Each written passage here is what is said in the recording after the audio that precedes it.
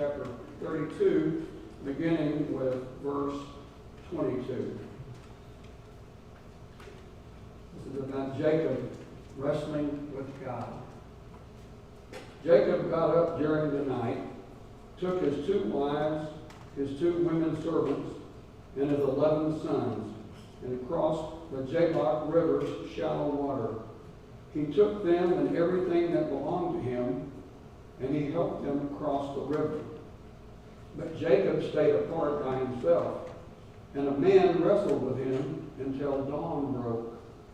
When the man saw that he couldn't defeat Jacob, he grabbed Jacob's thigh and tore a muscle in Jacob's thigh as he wrestled with him.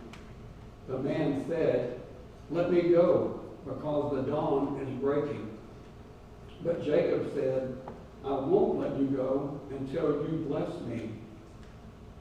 He said to Jacob, "What's your name?" And he said, "Jacob." Then he said, "Your name won't be Jacob any longer, but Israel, because you struggled with God and with men and won." Jacob also asked and said, "Tell me your name." But he said, "Why do you ask for my name?" And he blessed Jacob there. Jacob named that place Peniel, because I've seen God face to face, and my life has been saved. The sun rose as Jacob passed Penuel, limping because of his thigh. These are God's words for God's people. Thanks be to God.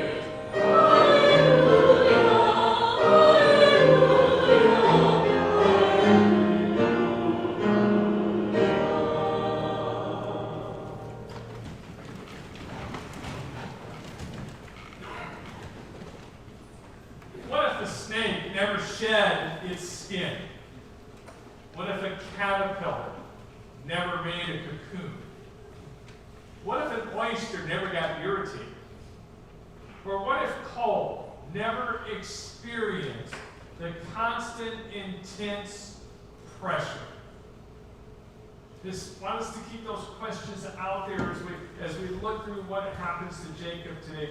But some of you remember me maybe telling you about a person named Ted. Ted, the church treasurer.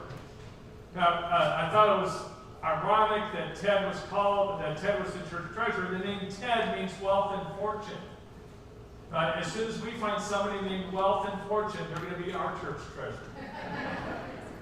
But I firmly believe that Charles Dickens based his character Scrooge on Ted. But before that Ted, let me tell you about a different Ted. Ted was an orthodontist in Huntington Beach, California. Now, I got braces late in life as a young adult in college, and Ted was my orthodontist. And then when I transferred down to San Diego, 2.5 hours away from Huntington Beach, Ted said, "Don't worry, if you have a way to get up here, to be up here Monday morning or Friday morning, I'll be here at 5:30 a.m. To take care of you." So I'd go up on Sunday, spend the night with my brother and sister-in-law, and go to the orthodontist appointment there at Ted B. I said, "Are you sure?" He goes, "Yeah, I'm here for all kinds of patients this early." Interestingly, I never saw any other patients.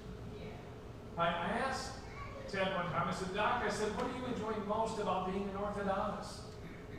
And he said, "Change." I said, "Change?" Now, Ted was known to be a little bit sarcastic because when I would leave my appointment, he'd always say, "Now remember what I told you about brushing your teeth.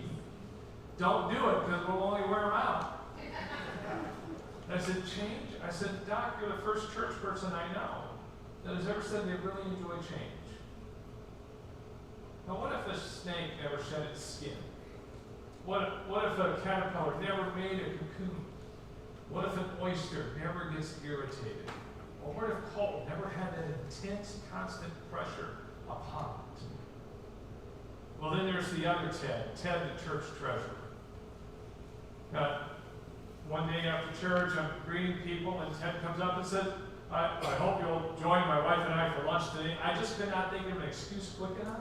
So I went to their house for lunch, and there's Ted, he's barking orders at his wife, during lunch. Not really, but it is what I expected. But he wasn't doing that. He was much more gracious.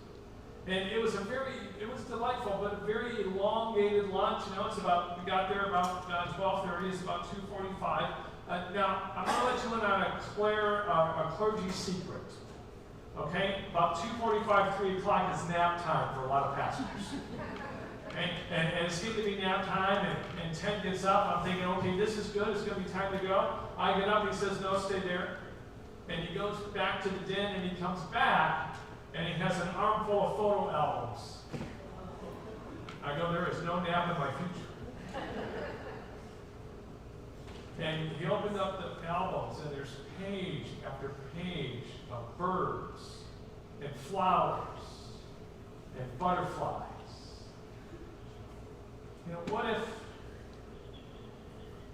What if a snake never sheds its skin? What if a caterpillar never makes a cocoon? What if an oyster never gets irritated?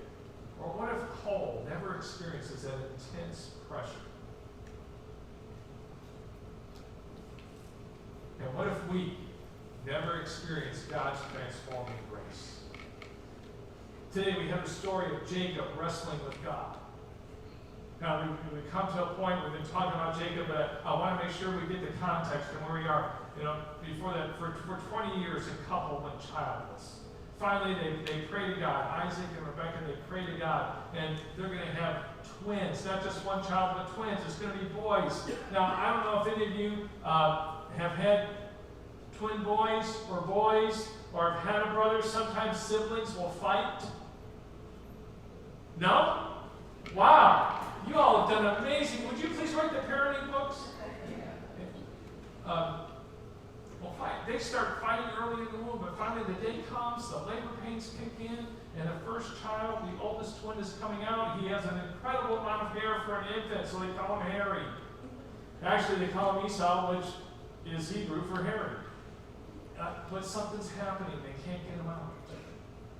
Something seems to be holding on, like pulling him back. He won't come all the way out. And they discover the younger twin is holding on to Esau's heel as if he's trying to pull him back in.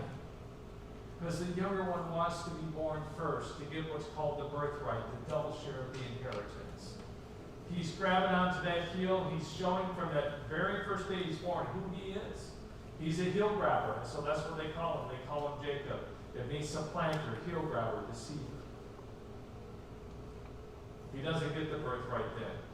But an opportunity years later comes when Esau comes in from hunting. He's not able to get anything, and he's starving. And Jacob's been cooking one of his world-famous stews. Esau says, let me have some of that. And Jacob says, come on, this is Jacob. He's not going to give away a bowl of stew. Give me your birthright. All the inheritance for one bowl of stew. And you would think that now that Jacob has it all, he'd be satisfied. But no, now he wants the blessing. The blessing of the father to be head of the family. To have all those responsibilities, but the rights and the privileges that go with that. And so it's he and his precious mom, they devise this plan. They cut up these goat skins, they put them on him. Mom gets some of Esau's clothes. They go into the tent. Isaac is blind. His health is failing. And Jacob gets the blessing because Isaac thinks he's Esau. And then no sooner had the tent flap closed than Esau comes in to receive the blessing and realize he's been cheated once again. And he decides, I've had enough. And he vows to kill his brother Jacob. So Jacob and his mom think it's a good idea. Maybe Jacob should go and visit his uncle for a while. And there, as he's coming into his uncle's town, there's a well.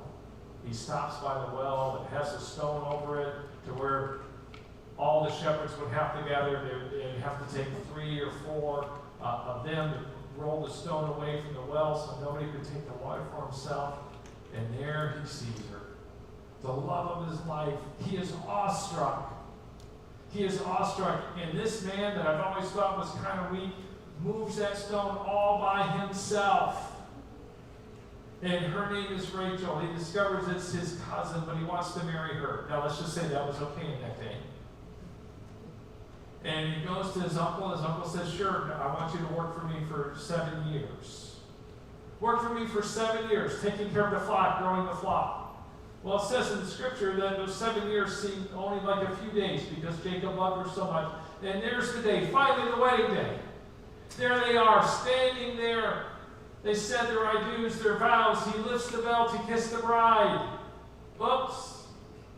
It's the oldest sister, Leah. And now this great deceiver has been deceived. And he has to work another 7 years. And he says to his uncle, but as a favor to you, I will only take the spotted of the flock. Now, for some reason, they didn't think the spottish, the blemish, was as valuable. And now it seems like Jacob is willing to settle for second. But now this is Jacob. He engages in some kind of weird thing where he treats the water so all the flock is turning spotted. And then the day comes for him to leave. He has these huge flocks. He has his servants. He has his wives. And they're venturing back to his homeland. And then on the way, he remembers he has a brother and what his brother wanted to do. So he sends gifts ahead. He sends emissaries ahead. And his family is there, and then Jacob goes off himself. He's by this river, and he's camping by himself. And now we get this wrestling match. The wrestling match of Jacob with this person wrestling with God. And it's going on through the night. It's fierce. I mean, it's the first World Wrestling Federation thing we have in the Bible. I mean, here it is. And Jacob holds on. He will not give in. He will not give in to God. There are some people that are just, that is how it is. We're not going to give in to God no matter what. Finally, the person wrestling God says, okay, just let me go. But Jacob says, no, God, I'm not going to let you go. Well, I will, but I want something in return. Give me your blessing. Now, Jacob had already received that blessing when he was on his way to his uncle's town, and he had that first encounter with God, and God promised him descendants and land and his abiding presence. But Jacob wants to see, this is Jacob. And God says, okay, what's your name? And now the moment. Jacob has to say who he is. In all these years of this deceitfulness, of having to be first, of this self-centeredness, of doing anything you have to do to win, that just all comes in upon him. And he says, this is who I am. I'm Jacob. I'm a deceiver. I'm a supplanter. And God says, no. Now you're going to be called Israel, or one who strives with God. And here by himself, in this moment in his life, God's grace comes to this deceptive, out for himself, always supplanting, always grabbing on someone's heel person. There's no rationalizations, no excuses, there's just grace. God comes to this person who lived his life for himself, and he experiences God's grace. Anybody want to testify? No, I'm sorry, we don't have time for everybody. But there is. This one who would not give in to God is given God's grace. And this strong man that was able to move a boulder and wrestle all night with God now limps away as a perpetual reminder of who he is to be, A perpetual reminder of God's grace that can change him. Change. What if a snake never shed its skin? What if a caterpillar never makes a cocoon? What if an oyster never gets irritated or cold, never has that pressure? Change. I asked Dr. Benedira, Ted, I said, what do you like best about being an orthodontist? He said, change. I said, Doc, you're the first church person I've ever known that has said they like change. He said, I don't really go to church, just Christmas and Easter. He goes, the people that don't like change, those are the people that are there every Sunday. Now again, I'm not sure how to take him. He goes, but it's interesting, isn't it? The 2 times of the year the church is full, Christmas and Easter, is when the story is actually about change.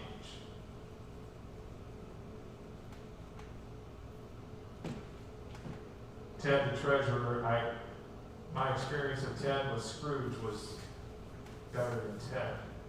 But then he brings out all these photos. You know, we're looking at these photos of these birds and flowers in various stages, butterflies, pictures of a cocoon. And I said, Ted, you take some amazing photographs. He goes, no. God gives me amazing reminders of God's grace. And he said, and I need to be reminded of God's grace.